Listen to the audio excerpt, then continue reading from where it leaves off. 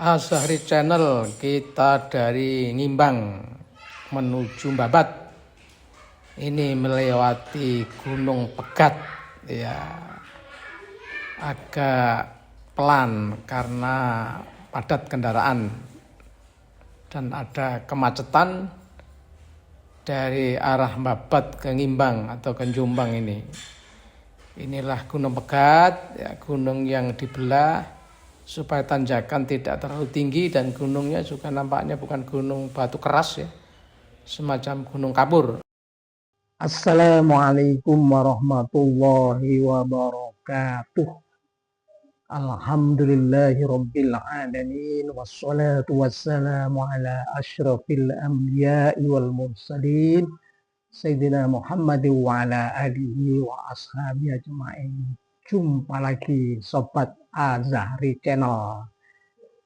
Kali ini kita angkat topik, ya, maudhu tentang mitos Gunung Pegat di Desa Ngirik, Kecamatan Ngimbang, Kabupaten Lamongan.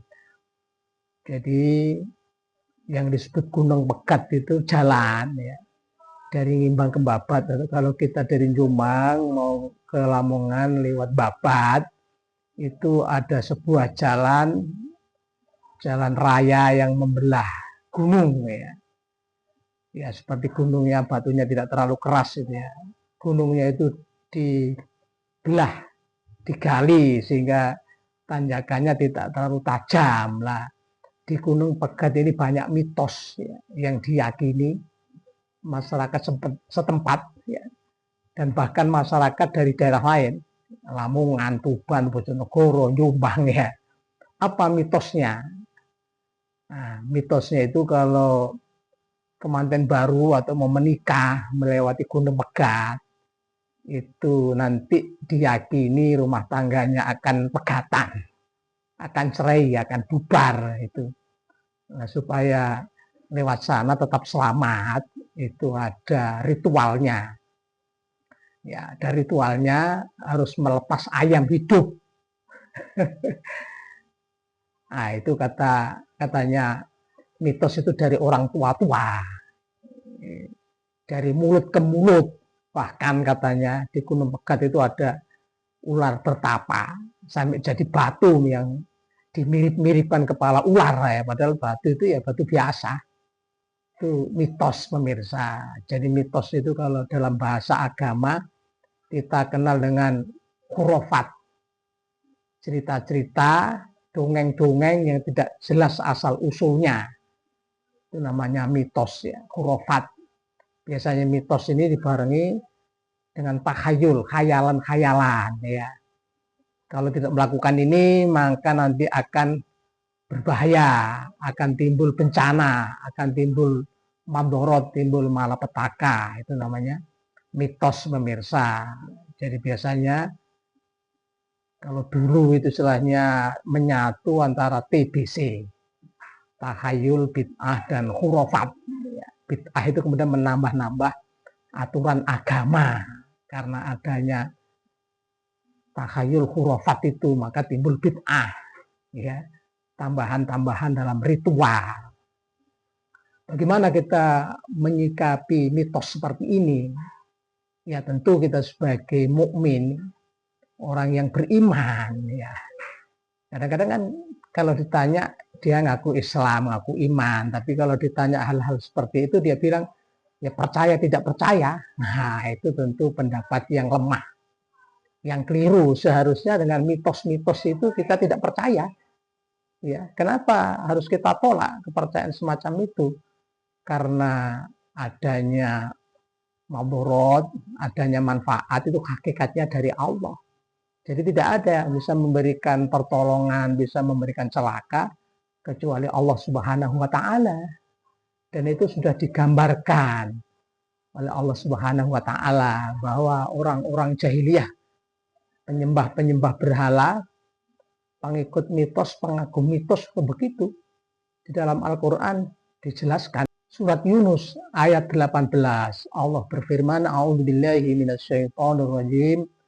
ويعبدون من دون الله ما لا يضرهم ولا ينفعهم ويقولون هؤلاء شفعاؤنا عند الله قل أتنبئون الله بما لا يعلم في السماوات ولا في الأرض سبحانه وتعالى amma yusyrikun. Jadi zaman jahiliyah ini mereka juga punya keyakinan-keyakinan, melakukan ritual-ritual, sesajen, sesembahan selain Allah, selain kepada Allah, yang tentu saja apa yang diberi sesajen itu, diberi sesembahan itu tidak bisa memberikan madharat dan manfaat. Ya, tidak bisa, karena manfaat madharat dari Allah tidak bisa, karena tidak memberikan ritual sesajen, tidak melepas ayam lalu benar-benar nanti cerai ya. Kalaupun cerai ya bukan, tidak ada kaitannya dengan lewat di Gunung Megat gitu maksudnya. Bahkan orang-orang jahiliyah itu berkata, oh ini sesajen-sesajen ini yang menolong kami di sisi Allah. Itu dalih mereka. Maka Rasul mengatakan, katakan Muhammad, apakah kamu akan menceritakan kepada Allah yang kamu anggap Allah tidak mengetahui apa yang di langit dan di bumi? Ya. Maha suci Allah dan maha tinggi terhadap apa yang mereka sekutukan. Itu jelas, dari nas ini jelas bahwa Gunung Pegat itu tidak akan membawa pengaruh apa-apa terhadap kehidupan kita kalau kita meyakini bahwa keberkahan, keuntungan, kesialan itu datangnya dari Allah. Itu ya, tentu kesialan yang kita terima itu ya karena ulah kita. Ya. Dalam Quran juga dijelaskan. An-Nisa ayat 79. A'udzubillahi minasyaitonir rajim. Ma asabaka min hasanatin faminallah. Wa ma asabaka min syai'atin faminafsik wa arsalnaka linnasi rasula wa kafa billahi syahida. Jadi sesuatu yang baik itu ya dari Allah, yang jelek itu ya dari dirimu karena ulahmu. Karena Allah itu semua menghendaki kebaikan. Allah itu sesungguhnya menghendaki kebaikan bagi seluruh manusia. Allah telah memberikan rambu-rambu. Ya. Kalau rambu-rambu dilarang, ya terjadilah kesialan, terjadilah kecelakaan. Maka kecelakaan itu kembali kepada diri kita. Itu maksudnya. Bahkan ditegaskan dalam Al-Quran, At-Taubah ayat 51. A'udzubillahi minasyaitonir rajim. Qul la yusibana illa ma kataballahu lana huwa maulana wa 'alallahi falyatawakkalul mu'minun.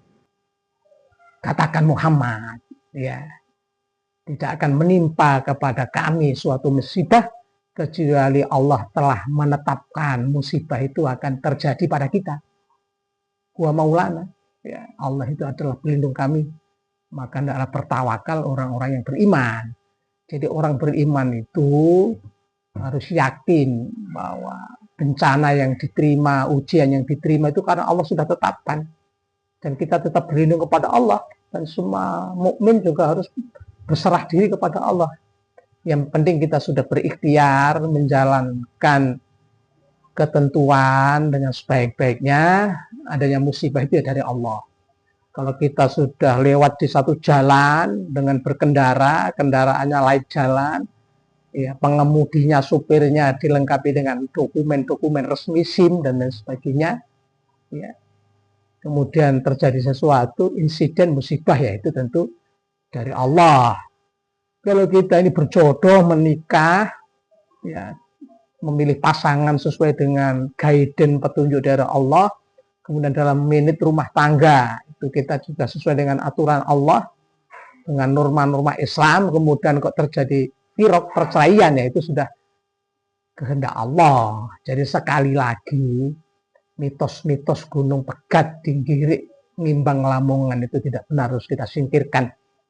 Masa kita sebagai orang beriman sudah berumur, sudah lama jadi orang beriman masih percaya kepada keyakinan-keyakinan kampungan itu.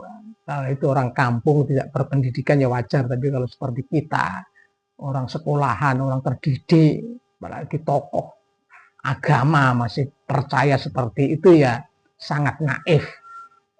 Apalagi karena ada orang bikin konten dengan seragam pakai belangkon, kemudian menghidupkan mitos, katanya ada ular bertapa dan seterusnya, yaitu adalah ulah-ulah orang yang tidak bertanggung jawab, hanya bikin konten supaya banyak yang nonton saja. Jadi kesimpulannya kita sebagai orang beriman harus tegas ya, menolak mitos-mitos yang bertentangan dengan akidah Islamiyah dan akal sehat, supaya kita hidup ini selamat di dunia dan di akhirat. Begitu pemirsa. Assalamualaikum warahmatullahi wabarakatuh.